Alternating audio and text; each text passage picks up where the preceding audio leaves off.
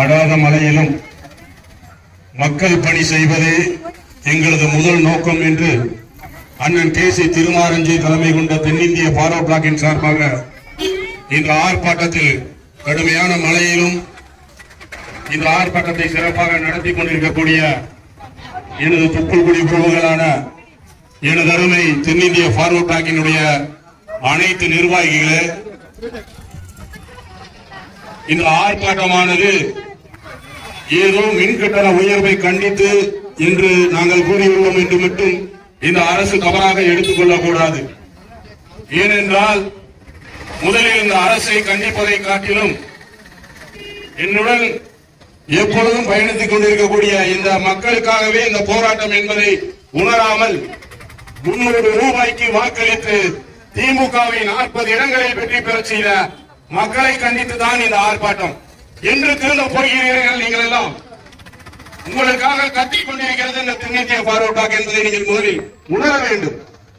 40 ஊர்களிலும் திமுகவை வெற்றி பெற செய்து அள்ளி கொடுத்தீர்கள் பாராளுமன்றத்தில். அங்கு சென்ற எம்பிக்கள் தயிர் வடை 5 ரூபாய்க்கு கிடைக்கும் சாப்பிட்டு உட்கார்ந்துருக்காங்க.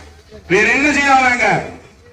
கேரளாவினுடைய எம்பி குரியகோஸ் அவர்கள் நேற்று முன்தினம் பாராளுமன்ற உரையில முல்லை பெரியாறு அணை இடிய போகிறது என்பதை மீண்டும் ஒரு முறை பதிவு செய்து தனது வஞ்சகத்தை கக்கிக் கொண்டிருக்கிறார். ஏனென்று சொன்னால் அங்கு நடந்திருக்கக்கூடிய வயநாடு நிலச்சரிவை மறக்கடிக்க வேண்டும். வயநாடு நிலச்சரிவு கேரள வரலாற்றிலே ஒரு மிகப்பெரிய கரும்புள்ளி. அதை மறக்கடிக்க வேண்டும் என்று சொன்னால் அதை திசை திருப்ப அவனுக்கு வேறு காரணம் எப்பொழுதும் கிடைக்காது. கேரளாவில் எப்பொழுதெல்லாம் அரசியல் கட்சிக்கு ஆளுங்கட்சிக்கு நெருக்கடி வருகிறதோ அப்பொழுதெல்லாம் முல்லை பெரியாறு பிரச்சனையை கொண்டு வந்து விடுவான்.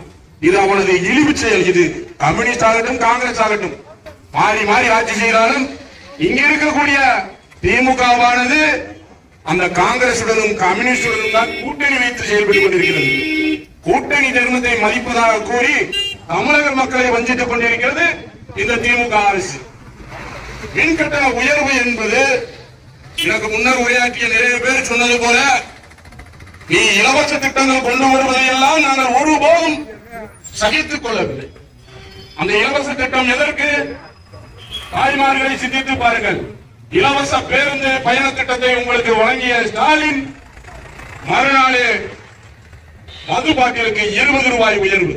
யாரிடமிருந்து எடுக்கிறான்? நீங்கள் இலவசமாக 10 ரூபாய் டிக்கெட்டை இலவசமா போயிட்டு சந்தோஷமா போறீங்க. உங்க புருஷன்ட்ட 20 ரூபாய் பாட்டிலுக்கு சேர்த்து வாங்குறான். எவ்வளவு பெரிய கிரிமினல்! இதை நீங்க என்னைக்கு உணர போறீங்க? இப்ப புதுசா ஒரு திட்டம், பள்ளி மாணவர்களுக்கு உயர்கல்வித்துறைக்கு 1000 ரூபாய் எதிர்பார்த்து காத்துக் கொண்டிருக்கிறீர்கள். இன்னும் 10 நாட்களில் பாட்டிலுக்கு 10 ரூபாய் உயரும். ஏற்கனவே பாட்டில திருப்பி கொடுத்தா 10 ரூபாய் அதுல பல ஊழல் போயிட்டு இருக்கு. இந்த மின்சாரத்துறை என்பது எப்பொழுதுமே ஒரு அந்த ஆட்சிக்கே களங்கம் விளைவிக்க துறையாக தான் அது இருக்கும். ஏனென்று சொன்னால் அந்த மின்சாரத்துறை ஜாதக கட்டமைப்படி இதுவரை ஆட்சி செய்த மின்சாரத்துறை அமைச்சர்கள் எல்லாம் அரசியலை விட்டு காணாமல் போனவர்களே. நீங்கள் திண்டுக்கல் நத்தம் விஸ்வநாதனை எடுத்துக் கொள்ளுங்கள். மின்சாரத்துறையிலே 20,000 கோடி ஊழல் செய்ய முடியும் என்றால் அது நத்தம் விஸ்வநாதன் ஒருவரால் மட்டும் தான் முடியும். வேற எந்த அமைச்சராலும் முடியாது. அந்த சாதனையை முறியடிக்க பிறந்தவர் தான் 6 மாதங்களில் 50,000 கோடி ஊழல் செந்தில் பாலாஜி. நத்தம் விஸ்வநாதனின் சாதனையை முறியடித்தவர் யார்? செந்தில் பாலாஜி. செந்தில் பாலாஜியை சிறையில் தள்ளிவிட்டு அந்த சாதனையை முறியடிக்க போராடி கொண்டிருக்கிறார் தங்கம் தென்னரசு. நிதித்துறையும் மின்சாரத்துறையும் ஒரே கையில். நிதியை எப்படி உயர்த்த வேண்டும்? மின்சார கட்டணத்தை உயர்த்த வேண்டும். இந்த பாமர மக்கள் நல்லா தெரிஞ்சுக்கங்க. உங்களுக்கு எளிய வகையில் புரியுற மாதிரி சொல்றேன். இந்த யூனிட் கட்டண உயர்வு என்பது 500 யூனிட்டுக்கு ஒரு விலை வச்சிருக்கான். ஒரு யூனிட்டுக்கு 6 ரூபான்றான். சரி, 500 யூனிட்டுக்கு 3000 ரூபாய். 501 யூனிட் ஓடிட்டா யூனிட்டுக்கு 12 ரூபான்றான். டபுள். அப்ப எங்க இருந்து யூனிட்டை கால்குலேட் பண்ணணும்? 501 யூனிட்டுக்கு 12 ரூபாய் கால்குலேட் பண்ணணும். ஆனா அவன் என்ன செய்யறான்? இலவச மின்சாரம் அந்த 100 யூனிட் போக 101வது யூனிட்டில் இருந்தே 12 ரூபாயை கால்குலேட் செய்கிறான். இது எவ்வளவு பெரிய கிரிமினல் குற்றம் என்று தெரியுமா? உதாரணத்திற்கு சொல்ல வேண்டும் என்று சொன்னால் குறிப்பாக 300 ரூபாயை வாங்கிக் கொண்டு பாமர மக்களாக ஓட்டுப்பட்ட உங்களுக்கு எடுத்து சொல்கிறேன். நீங்கள் தேனியில் ஒரு அரசு பேருந்தில் ஏறி கம்பத்துக்கு பயணச்சீட்டு எடுக்கிறீர்கள். 10 ரூபாய் என்று வைத்துக் கொள்வோம். தெரியாம கம்பத்துல தூங்கிட்டீங்க. கம்பத்தை தாண்டி பஸ் கூடலூர் நோக்கி போகுது. முடிச்சு பார்த்து கண்டக்டர் கேக்குறீங்க. கண்டக்டர் என்ன செய்வாரு? கம்பத்துல இருந்து கூடலூருக்கு டிக்கெட் எடுத்துக்கப்பா, கூடலூர் இறங்கி பின்னாடி வந்திருப்பான்னு சொல்லுவாரு.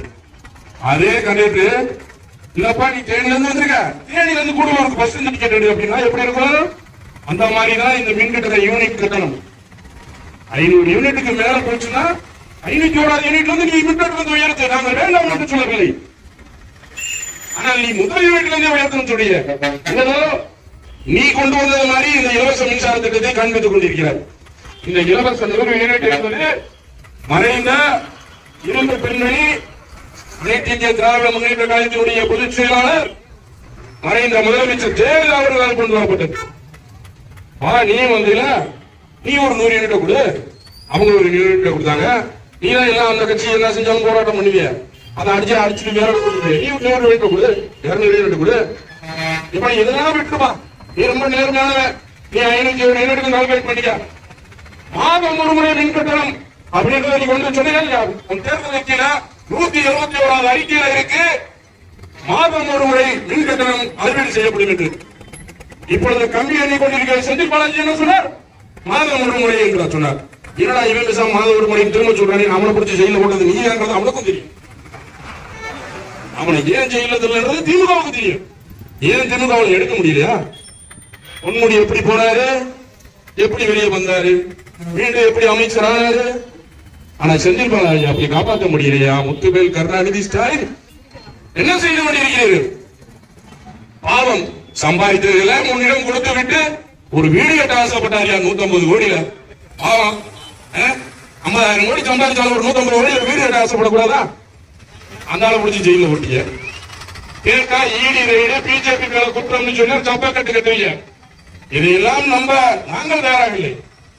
இந்த பாமர மக்கள் வேண்டும் என்றால் உங்களை நம்பி 40 தொகுதிகளை கொடுத்திருக்கலாம். இந்த 40 தொகுதியும் தயிர்வடை சாப்பிடுறதுக்கு தான் எங்களுக்கு தெரியும். அங்க போய் நேற்று தயாநிதி மாறன் பேசுறாரு, எப்ப அந்த ஏஜென்ட்ன்றத கவர்மெண்ட் நடத்திருந்தா நல்லா இருந்திருக்குமே. நட்ட கணக்கு காமிச்சு டாடா குழுமத்திற்கு ஏன் விட்டாய் என்ற ஒரு கேள்வியை கேட்கிறார். அதற்கு விமான போக்குவரத்து துறை அமைச்சர் இருந்து பதில் சொல்கிறார், ஐயா நாங்க நட்ட கணக்கு காமிச்சு நிர்வாகத்திறமை பண்ண முடியாம தான் டாடா குழுமத்துக்கு ஓத்துக்கிறோம்.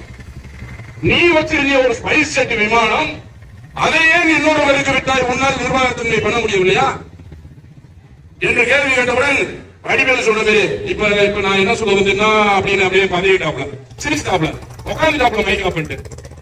இவ்வளவுதான் தமிழக எம்பிக்களோட பேச்சு. யாரும் பேசல. முல்லை பெரியார் பத்தி குடியோகோஸ் பேசுறப்ப ஒரு 40 எம்பி ஒரு எம்பி எந்திரிச்சு சொல்லிருக்கலாம்ல. ஆமா, இங்க இருந்து போயிருக்காரு தங்கத்தமிழ் செல்வன். அவர் ரயில் பாதைக்கான திட்டம் கேட்டார். இந்த முல்லை பெரியாருக்கு ஒரு திட்டம் கேட்க வேண்டாமா? 54% வாக்கு அடிப்படையில் வெற்றி பெறுவார் என்று அனைத்தாலும் கணிக்கப்பட்டார். நான் சொல்றது பேப்பர் மட்டும் இல்ல, டிவி பேப்பர் நியூஸ் எல்லாத்திலையும் உளவுத்துறையில இருந்து 54% வித்தியாசத்தில் வெற்றி பெறுவார் என்று கணிக்கப்பட்ட டிடிவி தினகரன் அதே 50% வாக்குகளால் தோற்கடிக்கப்பட்டார் என்றால் 300 ரூபாய் உங்களுக்கு போதுமா பொதுமக்களே? அந்த 300 ரூபாயை உங்களிடம் கொடுத்துவிட்டு அவன் தினமும் உங்களிடம் 300 ரூபாய் சொல்லி கொண்டிருக்கிறார். தாய்மார்கள் சொன்னது போல மதுக்கடை வாயிலாக, பால்கடை உயர்வு வாயிலாக, பஸ் கட்டண உயர்வு வாயிலாக, ரேஷன் கார்டு ஊழல் வாயிலாக. நான் கேட்கிறேன், கடைசியா நீ இதெல்லாம் பண்ணு, ஊழல் பண்ணிட்ட, எல்லாம் செஞ்சுட்ட, 2.5 வருஷம் 3 வருஷம் ஆட்சி முடிஞ்சு போச்சு. இதுவரைக்கும் நீ பாக்கெட்ல தூக்கி போட்டதெல்லாம் வச்சுக்க, எங்களுக்கு திருப்பி எல்லாம் தரவானா. நீ போய் சுவிட்சர்ல போடுவியோ, அமெரிக்காவில் போடுவியோ, இங்கிலாந்துல போடுவியோ, எங்க வேணுமாலும் போய் போடு. இனி இருக்க 2 வருஷமாவது நேர்மையா ஒழிக்க முடியுமான்னு கொஞ்சம் சிந்திச்சு பாரு. ஏன்னா இதுதான் உனக்கு கடைசி ஆட்சி. நீ காலம் கடந்து போனதுக்கு அப்புறம் உன் பேருலாம் இங்க நிக்க போறது கிடையாது. நீ பேர்ல பதவியேற்பு பிரமாணம் செய்த போது முதலமைச்சர் அவர்கள் கூறுகிறார் முத்துவேல் கருணாநிதி ஸ்டாலின் என்று. ஒரு முறை கூட கருணாநிதி அவர்கள் அவரது தந்தை பேரை உச்சரிக்க நான் பார்த்ததில்லை. முத்துவேல் கருணாநிதி நான் அப்படின்னு அவர் சொன்னதே கிடையாது. ஆனால் நீ முத்துவேல் கருணாநிதி என உன் தாத்தா பேரை ஞாபகப்படுத்துகிறாய் என்றால் அதனுடன் அதற்கு மேற்பட்ட சந்ததியை நீ மறந்து விடுவாய், அது மறக்கடிக்கப்படும். இனி வரும் காலத்தில் இதே ஆட்சி நீடித்தால் இன்ப நிதி அரசியலுக்கு வரும்போது ஸ்டாலினின் பெயர் தமிழ்நாட்டில் என்ற பெயரிலே இல்லாமல் போய்விடும். நீ வாழ வேண்டும், அரசியலை காலம் தள்ளி நீ இறந்த பின்னும் உன் பேர் நினைக்க வேண்டும் என்று நினைத்தால் அரசியல்வாதி கக்கனை போல்வார், காமராஜரை போல்வார், பசுமன் தேவரை போல்வார். இவர்களை எல்லாம் பின்பற்றி அரசியல் செய்ய வேண்டும். அப்படி அரசியல் செய்தால் பொன்னெழுத்துக்களில் உங்களது பேர் கண்டிப்பாக பொறிக்கப்படும். கடற்கரையிலே இடம் வேண்டும் என்பதற்காக எவ்வளவு ஆர்ப்பாட்டம். ஒரு நீதிபதியை நைட்டோட நைட்டா 12 மணிக்கு கூப்பிட்டு ஒரு நீதிபதி வர்றாரு, 2 மணிக்கு தீர்ப்பு சொல்றாரு, 3 மணிக்கு இனிப்பு கொடுக்குறாங்கப்பா. இதெல்லாம் எங்கேயும் பார்த்தது இல்ல. நீ டிவியில பாத்தீங்களா எனக்கு தெரியாது. கடற்கரையில இடம் கிடைச்சிருச்சுன்னு திமுக இனிப்பு கொடுக்குறான், தீர்ப்பு வந்துருச்சு. ஏன்னா செத்ததுக்கு இப்போ சுடுகாட்டுல இடம் கிடைச்சிருக்கா, அவ்வளவுதானே. இருக்கிறதுக்குள்ள இனிப்பு கொடுக்குறீங்க, பட்டாசு வெடிக்கிறாங்க. 2 மணி நேரத்துல ஒரு நீதிமன்றம் சிறப்பாக கூடி ஒரு சுடுகாட்டு இடம் ஒதுக்குவதற்கு நீதித்துறைக்கு நேரம் இருக்கின்றது. ஆனால் இங்கு சாதாரண வழக்குகளை கூட எனது மாவட்ட செயலாளர் அவர்கள் சொன்னது போல ஒரு கனிம வெள்ள கொள்ளையை தடுத்து நிறுத்திருக்காங்க. வேற என்ன செஞ்சாங்க எங்க கட்சிக்காரன்? அடிவேல் அந்த படத்துல சொன்னது மாதிரி வேற என்ன செஞ்சாங்க எங்க கட்சிக்காரன்? கனிம வெள்ளத்தை கொள்ளையடிச்சிட்டு போயிருக்கான். அதுவுமே வேணும்னே போய் எல்லாம் கேட்கல. அதுக்கான வேலையும் எங்க வேலையும் இல்ல. எங்க வண்டி போனதை தள்ளி விட்டு ஓரம் கட்டி போயிருக்கான். ஏன்னா ஓரம் கட்டி போனது முன்னாடி போய் மறைச்சிருக்கான். நம்ம கட்சிக்காரன் மறைச்சத அவன் பதட்டப்பட்டுட்டான். ஐயோ நம்ம தப்பா கொள்ளையடிச்சு போயிருக்கோமே, நம்மள பிடிக்கதான் வந்திருக்காங்க போலன்னு. இவன் கேட்க போனது ஏன்னா என் காரை உரைச்சி விட்டு போனான்னு கேட்க போயிருக்கான். இதுதான் நடந்தது. அவன் உண்மையை கட்டிட்டான். அண்ணே தெரியலனே மன்னிச்சுக்கே, நான் தெரியாம தானே வந்துட்டேன். அவன் உண்மையை சொல்லி மாட்டிக்கிட்டான். மாட்டிக்கிட்டவன காவல்துறையிட்ட ஒப்படைச்சு கொடுத்தாச்சு. காவல்துறை என்ன செஞ்சிருக்கணும்? மாண்புமிகு காவல்துறை என்ன செஞ்சிருக்கணும்? கொள்ளையடித்தவன் மீது வழக்கு போட்டு அவன் வாகனத்தை பறிமுதல் செய்து கண்டுபிடித்து கொடுத்த தென்னிந்திய பார்வை பார்க் நிர்வாகிகளை கூப்பிட்டு மாவட்ட காவல்துறை கண்காணிப்பாளரிடம் நற்சான்று வழங்கியிருக்க வேண்டாமா? வழங்கியிருக்க வேண்டுமா வேண்டாமா? அதை விடுத்து நீங்கள் செய்த தவறு மாபெரும் தவறு. எங்களது கட்சிக்காரர்களை 15 நாட்களாக வெயில் எடுத்துக் கொள்ளுங்கள் என்று விரட்டி இருக்கிறீர்கள். இதை வன்மையாக கண்டிக்கின்றேன். தவறுகளுக்கு ஒருபோதும் துறைப்பாதீர்கள். அப்படிலாம் சொன்னா நீங்க கேட்க மாட்டீங்க, அது எனக்கு தெரியும். அதுக்காண்டி நான் கத்த விரும்பல. நீங்க தவறுகளுக்கு துணை போறீங்களா, அது போகாம இருக்கவும் முடியாது. அந்த துறை அப்படி. ஏன்னா காவல்துறை எப்பயுமே முதல்வர்கிட்ட தான் இருக்கு. அதுக்கு ஆண்டு காலமா 70 வருஷமா விடுதலை அடைஞ்சதுல இருந்து காவல்துறை மட்டும் எப்பயுமே முதல்வர்கிட்ட தான் இருக்காங்க. ஏன் கேட்டீங்கன்னா கருணாநிதியை நடராஜ்ல தூக்குனது மாதிரி காவல்துறை எப்ப வேணாலும் எதை வேணாலும் செய்யும். அதுக்கான அதிகாரம் யாரிடம் இருக்க வேண்டும்? முதல்வரிடம் தான் இருக்க வேண்டும். அதை வைத்துக் கொள்வார்கள். அந்த காவல்துறையில் இருக்கிறவங்க எல்லாம் நான் விமர்சனம் பண்ணல. இங்க இருக்க இன்ஸ்பெக்டர் அன்னைக்கு தப்பு செஞ்சிருப்பாங்க நான் நினைக்கிறேன். அவருக்கு ஏதோ ஒரு அழுத்தம் கொடுத்திருப்பார்கள். அந்த அழுத்தம் எங்கிருந்து வந்திருக்கும்? பணமாகவோ அதிகாரமாகவோ இருந்திருக்கலாம். 1 லட்சம் ரூபாய் தருகிறேன் வழக்கு போடுங்கள் என்று சொல்லியிருக்கலாம். அல்லது இவன் மீது வழக்கு போடவில்லை என்றால் நீ இந்த ஸ்டேஷனை விட்டு மாற்றப்படுவாய் என்று அதிகார பலத்தால் எச்சரிக்கப்பட்டிருக்கலாம். எனவே காவல்துறையை ஏவல் துறையாக பயன்படுத்தி காவல்துறை கண்ணீர்த்தையும் கெடுத்துக் கொண்டிருக்கின்றது இந்த ஸ்டாலின் அரசு. ஐயா ஸ்டாலின், நான் எனக்கு தெரிஞ்சதை சொல்றேன். நீங்க ஒரு தலைமுறை 2 தலைமுறைக்கெல்லாம் இல்ல, 100 தலைமுறைக்கு 100 தலைமுறை கூட பொறுத்தல. எனக்கு தெரிஞ்சதான் சொல்றேன். 100 தலைமுறைக்கு சொத்து சேர்த்துட்டீங்க. இனி சொத்து சேர்த்து நீங்க என்ன செய்ய முடியும்? பேரை சேர்க்கறதுக்கு ட்ரை பண்ணுங்க. இதைத்தான் நாங்க சொல்றோம். 100 தலைமுறைக்கு சொத்து சேர்த்தாச்சு. 3 தலைமுறைக்கு மேல பேர் தெரியாது. 3 தலைமுறைக்கு மேல பேர் தெரியாது. உதயநிதி வந்துட்டாரு, விளையாட்டுத்துறை அமைச்சர். தம்பி சொன்னது போல அவருக்கு பொருத்தமான துறை. ஆனா நாங்க விளையாட்டுத்துறை அமைச்சர் நினைச்சிட்டு இருந்தது வாலிபால், கிரிக்கெட், காக்கி, கபடி இதெல்லாம் நினைச்சிட்டு இருந்தோம். அவரு விளையாடிட்டு இருக்க விளையாட்டுத்துறை கார் ரேஸ், கலை பண்பாட்டு விளையாட்டு, இதுதான் அவரோட விளையாட்டு. அவர் மண்ணில அப்படி எழுதிக்கிட்டு அவர் செயல்படுறாரு. அவரை கூட்டு அந்த ஒரு அமைச்சர் சூசகமா சொல்றாங்க, நான் முட்டா பேலா, அரசியல் கட்சியில மாநில தலைவரா இருக்கு, நான் முட்டா பேலா நீ பேசுறதெல்லாம் கேட்டுட்டு இருக்கு. இல்ல பாமர மக்கள் முட்டாள்களா? ஒரு அமைச்சர் முந்தா நாள் கூட்டத்தில் சொல்றாரு, ஐயா துணை முதல்வர் உதயநிதி ஸ்டாலின் அவர்களே அப்படின்ட்டு. ஐயோ தப்பா சொல்லிக்கணும், மைண்ட் வாய்ஸ் சத்தமா பேசிட்டேன். அடுத்த செப்டம்பர் 19ஆம் தேதிக்கு அப்புறம் தான் அவரை கூப்பிடணும்னு சொல்லியிருக்காங்க. நான் இப்பயே அவசரப்பட்டு கூப்பிட்டேன். எவ்வளவு கிரிக்கெட் ஆக்குறேன் நீ மக்கள் சொல்ல சொல்லி அனுப்புறது ஸ்டாலின். எப்ப சொல்லி பாரு, ஏதாவது மூத்த அமைச்சர்கிட்ட இருந்து எதிர்ப்பு வருதான் பார்ப்போம். வரலன்னா தம்பியை துறைமுக உட்கார வச்சுட்டு நான் அமெரிக்காவுக்கு ஒரு 60 நாள் இன்ப சுற்றுலா சென்றுட்டு வரேன். அப்படி எதிர்ப்பு வந்துச்சுன்னா தம்பியை கொஞ்ச நாள் உட்கார வச்சுட்டு ஒரு 15 நாள் மட்டும் போயிட்டு வரேன். அரசிடம் அனுமதி வாங்கி. ஏன்னா முதல்வர் வெளியூர் போகணும்னா மத்திய அரசிடம் அனுமதி வாங்க வேண்டும். 60 நாள் இன்ப சுற்றுலாவுக்கு அனுமதி கிடைக்காது. அது அவருக்கும் தெரியும். அப்ப என்ன செய்யணும்? மத்திய அரசிடம் அனுமதி வாங்காமல், கவர்னரிடம் அனுமதி வாங்காமல் ஒரு பதவி உண்டு என்று சொன்னால் அது துணை முதல்வர் பதவி. அந்த துணை முதல் பதவியை தன் பையனுக்கு கொடுத்து விட்டு 60 நாட்கள் இன்ப சுற்றுலா, மருத்துவ சுற்றுலா. இதுதான் இன்னைக்கு இருக்க அரசியல். மக்களை பத்தி சிந்திக்கிறதுக்கு நேரமே இல்ல. தெரிஞ்சுக்க நீங்க முதல் மக்களை பத்தி சிந்திக்கிறதுக்கு ஒருபட்டு நேரம் இல்ல. தன் மகன், மருமகன் இவர்களை பற்றி சிந்திக்கத்தான் அவருக்கு டைம் இருக்கு. மக்களை நீங்கள் ஒன்றை புரிந்து கொள்ள வேண்டும். எப்போதுமே நீங்க 300 ரூபாய்க்கு ஆசைப்பட்டு எப்பயுமே ஓட்டு போடாதீங்க. இனி வர்ற காலத்திலே செய்ய ஒண்ணும் இல்ல. வர இன்னொரு 6 மாசத்திலே 7 மாசத்திலே உள்ளாட்சி தேர்தல் வர இருக்கு. உள்ளாட்சி தேர்தல் எப்பொழுதுமே ஆளுங்கட்சி வெற்றி பெறும் என்பது எழுதப்பட்ட நியதி, ஒரு எழுதப்படாத சட்டம். ஏன்னா காசை வாரி இறக்கும். இங்க எதிர்கட்சின்றதே காணாம போன மாதிரி தெரியுது. அதனாலதான் இவ்வளவு திமிர்ல ஆடுறாங்க. எதிர்கட்சி வலுவா இருந்திருந்தா இந்த ஆட்டம் ஆட மாட்டார்கள். அப்ப எதிர்கட்சி யாராக இருக்க வேண்டும்? மக்களாகிய நாம் தான் எதிர்கட்சியாக செயல்பட வேண்டும்.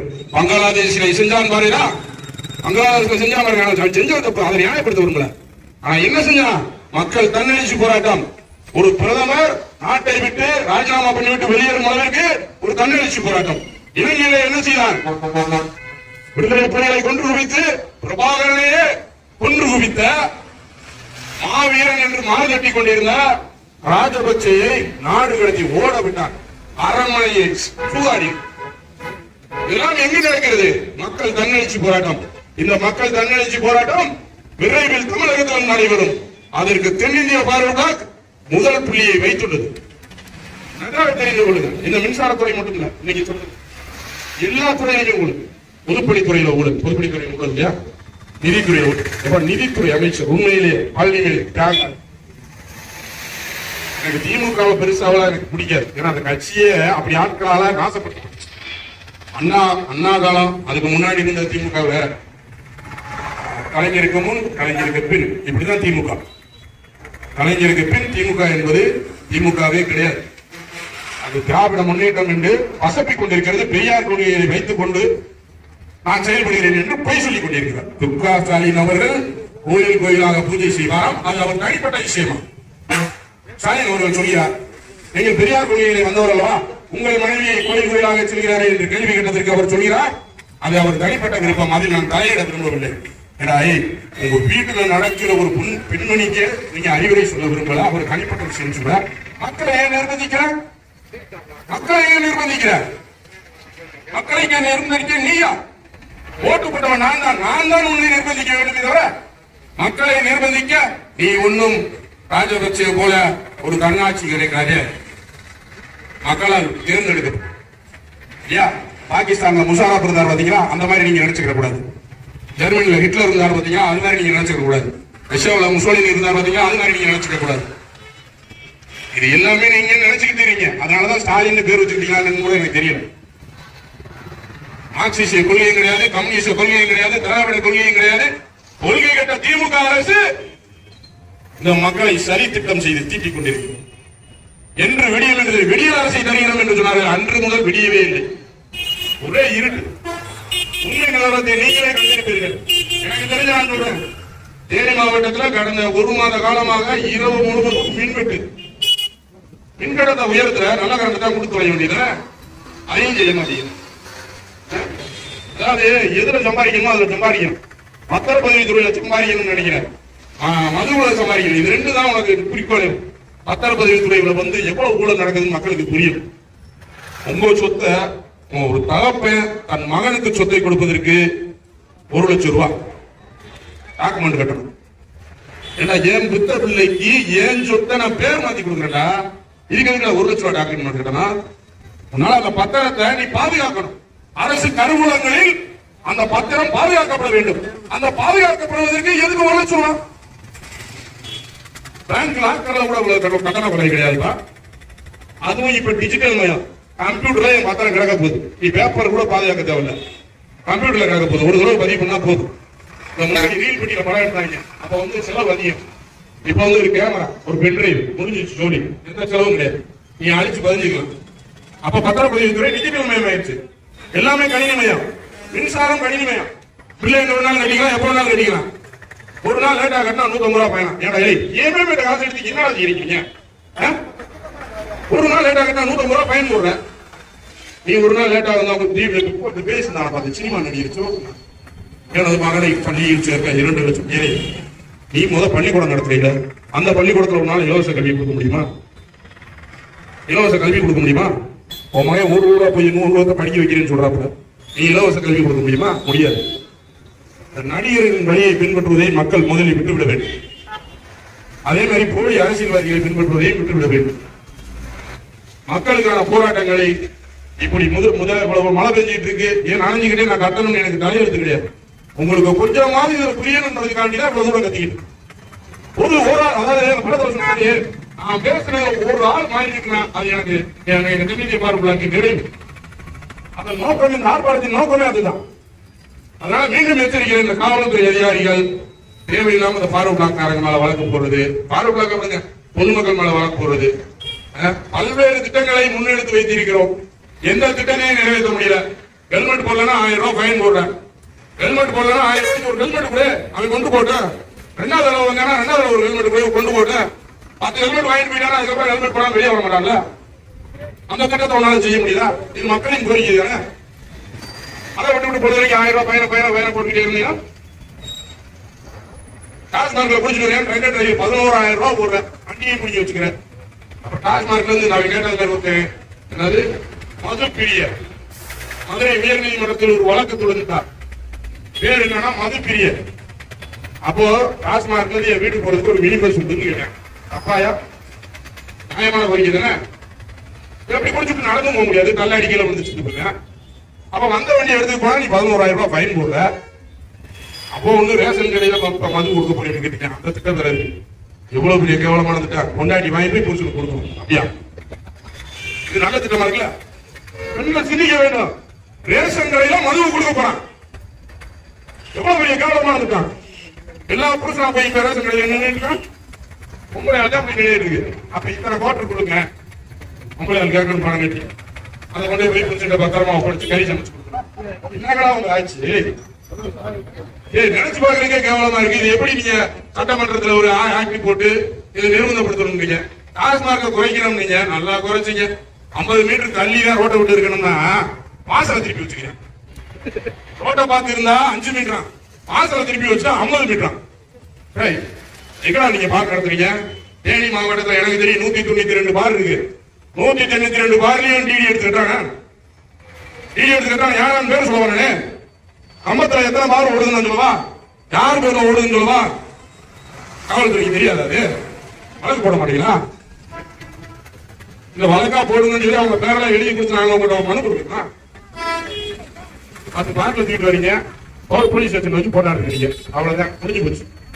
அவன் அப்படியே அங்கே கூடி 4 பார்ல எடுத்து வீட்டுக்கு விற்க முடியல. இந்த காவல்துறையை குத்தமா சொல்ல, நல்ல நண்பர்களே, காவல்துறை நண்பர்களே நல்லா கேளுங்க. இது உங்க குத்தம் இல்ல, உங்களை பழகினாங்க ஆட்சியாளர்கள். உங்களை ஆட்சியாளர்கள் அப்படி பழகினாங்க. டெய்லி 10 கேஸ் போட்டாதான் நீ ஸ்டேஷன் இருக்க முடியும்னு உனக்கு உத்தரவு வருது. அவன் நீங்க என்ன செய்வீங்க? 10 கேஸ் போட்டாதான் ஸ்டேஷன் தர முடியும். என் டேட் சொல்றாரு ஒரு எஸ்ஐ. என்ன 1 மணிக்கு வந்து நீங்க இன்னும் யாரும் தான் குடிச்சுட்டு வருவாங்க. கரெக்டா 10 பேர் மேல போட்டோம்னா நம்ம வீட்டுக்கு போயிடலாம்ல. அப்ப உங்க கடமைய எப்படி செய்ய வைக்கிறான் பாரு அரசு. அப்ப எப்படி சம்பாதிச்சு மக்களை வழி நடத்தணும்னு நினைக்கிறான். இதே தொழில் வளர்ச்சியை கொண்டு வாங்கடா, மத்த வளர்ச்சியை கொண்டு வாங்கடா. தம்பி சொன்ன அனிம வளத்தை எதுக்குடா கேரளா கொடுக்குறீங்க? அவன் எவ்வளவு பெரிய கிரிமினல் தெரியுமா? கேரளாக்காரன். அவன் மண்ணை தோண்டி எடுக்க மாட்டானா, அவன் நல்லா உழைச்சு எடுக்க மாட்டானா. கேட்டா அந்த அப்படி வயநாடு மாதிரி நிலச்சரிவு வந்துருப்பான். வயநாடு மாதிரி நிலச்சரிவு வந்து அவன் பயப்படுறான். ஆனா இவன் இங்க என்ன செய்யறான்? 4000 அடி கீழே போயிட்டான். கிரானைட் எப்படி பார்த்தா 4000 அடி அடிமட்டம் எங்க இருக்கு கூட தெரியாது. எதுக்கு பிரைவேட் கொடுத்த? கவர்மெண்ட் எடுத்து நடத்துறா. எதுக்கு சீல் வைக்கிறார்? கவர்மெண்ட் எடுத்து நடத்து. அவன் அத்தனை லட்சம் கோடி அடிச்சான்னு சொன்னீங்க. அத்தனை லட்சம் கோடியை தமிழ்நாட்டுக்கு வருமானமா கொண்டு வா. தமிழ்நாட்டுக்கு வருமானமா கொண்டு வந்து மற்றதெல்லாம் கொடு. நீ மது பாட்டில வந்து 10 ரூபாய் 20 ரூபாய் தான் உயர்த்தாது. நான் சொல்றேன், நல்லா உயர்த்து, நல்லா சமாரி. மது நல்லா சமாரி. நான் சொல்றேன், ஒரு கோட்டு 1000 ரூபான்னு கொண்டு. நீ 10 ரூபாய் 20 ரூபாய்க்கு ஒரு கோட்டு 1000 ரூபான்னு சொல்லு.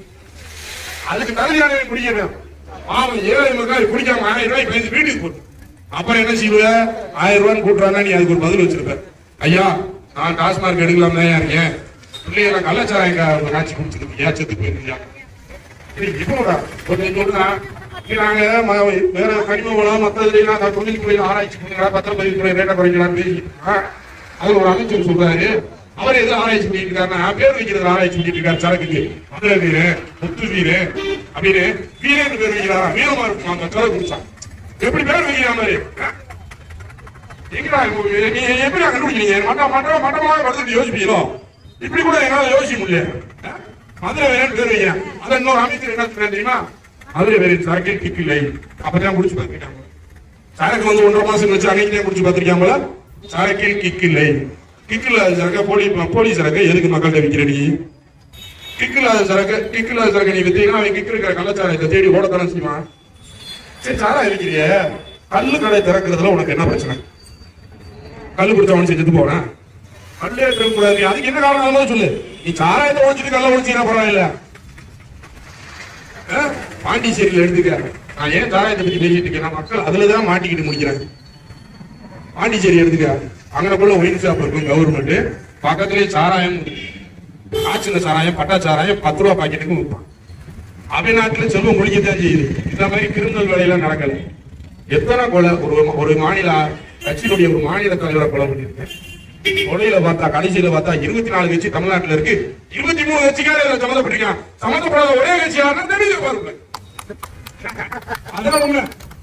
23 கட்சிக்காரன் அந்த கொலையில சம்மந்தப்பட்டிருக்கான். ஆம்ஸ்டாங் கொலையில தோண்ட ஒரு கட்சி வருது. நாளைக்கு திமுக, நாளைக்கு அதிமுக, நாளைக்கு அமமுக, நாளைக்கு பிஜேபி சொல்லிக்கிட்டே போய் 400 மில்லியன் பொருளாதாரமா போய்கிட்டே இருக்கு. காவல்துறையும் உளவுத்துறையும் என்ன செய்தது? நான் இங்க கூட்டம் போனேன்னா இதுக்கு ஒரு உளவுத்துறை ரிப்போர்ட். ஏன் கூட்டம் போட போறாங்க, கொடியேற்ற போறாங்க, பெரிய கலவரம் நடக்குது. அங்க வந்தது 50 பேரு மக்களுக்கு போராட்டம்.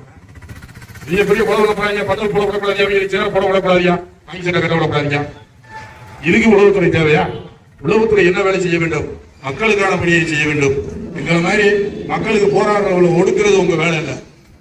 மக்களுக்கு என்ன தேவைன்றத அரசிடம் எடுத்து சொல்வதற்கு, காவல்துறையிடம் எடுத்து சொல்வதற்கு தான் உளவுத்துறை. சிஐடினா என்ன? அதான நீங்க நினைச்சிட்டு இருக்க துறையெல்லாம் வேற மாதிரி. அதனால பொதுமக்களே, அரசு திருந்துவதற்கு முன்னாடி அரசை மாற்றி அமைத்து மக்களாகிய நீங்கள் திருந்தினால்தான் நல்ல அரசை கொண்டு நல்லாட்சி நடத்திட முடியும் என்று கூறி வாய்ப்புக்கு நன்றி பாராட்டி இந்த அரசை வன்மையாக கண்டித்து விடைபெறுகிறேன். நன்றி, வணக்கம்.